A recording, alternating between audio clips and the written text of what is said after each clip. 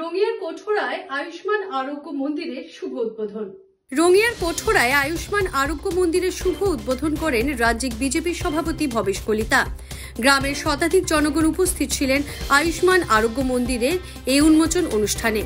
পিছিয়ে পড়া অঞ্চলটি কেন্দ্রটির উন্মোচনে পিছিয়ে পড়ার অঞ্চলের মানুষেরা এই কেন্দ্রটি উন্মোচনের জন্য সন্তোষ প্রকাশ করেন।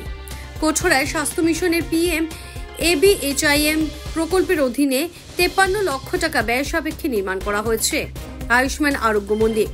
স্থানীয় বিধায়ক তথা রাজ্যিক বিজেপি সভাপতি ভবেশ কলিতা ভাষণ দিয়ে বলেন যে এই উপস্বাস্থ্য কেন্দ্রটির মাধ্যমে বৃহত্তর অঞ্চলটির গ্রামবাসী স্বাস্থ্যসেবার সাথে যে অভাব ভুগে আসছিল এখন থেকে তা কিছুটা হলেও লাঘব হবে।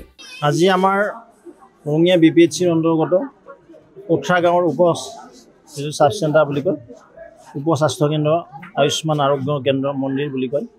এই মন্দিৰটো আমি আনুষ্ঠানিক উদ্বোধন কৰিলোঁ। এইটো বহু বছৰ ধৰি ভাড়া ঘৰত আছিলে। যোৱাবেলি আমি ৰঙিয়া BPHC আণ্ডাৰত SDMৰ আণ্ডাৰত দুটাকৈ উপস্বাস্থ্য কেন্দ্ৰ অৰ্থাৎ আৰোগ্য মন্দিৰৰ চেংচন দিবলৈ সক্ষম হৈছিলোঁ। এটা হৈছে বালাগাঁও, উন্নত হৈছে ইয়াতে, আৰু আজি এইটো আনুষ্ঠানিকভাৱে উদ্বোধন কৰিছোঁ। ইয়াৰ জৰিয়তে কোঠৰা আলাক দিয়া আমাৰ গড়িয়া কোঠাৰ সন্মানীয় ৰাইজসকলে চিকিৎসা সেৱা পাব।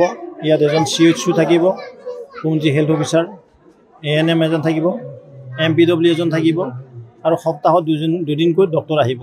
মই ভাবোঁ এই উপস্বাস্থ্য কেন্দ্ৰটোৱে এই অঞ্চলত যি স্বাস্থ্য সেৱাৰ নামত যিটো অভাৱ আছিলে বহু বছৰ ধৰি, এই অভাৱ কিছু লাঘৱ কৰিবলৈ সক্ষম হ'ব। সেই নিমিত্তে এই গৃহটো বা নতুন ভৱনটোৰ আজি আনুষ্ঠানিকভাৱে ৰাইজৰ হাতত অৰ্পণ কৰা হ'ল।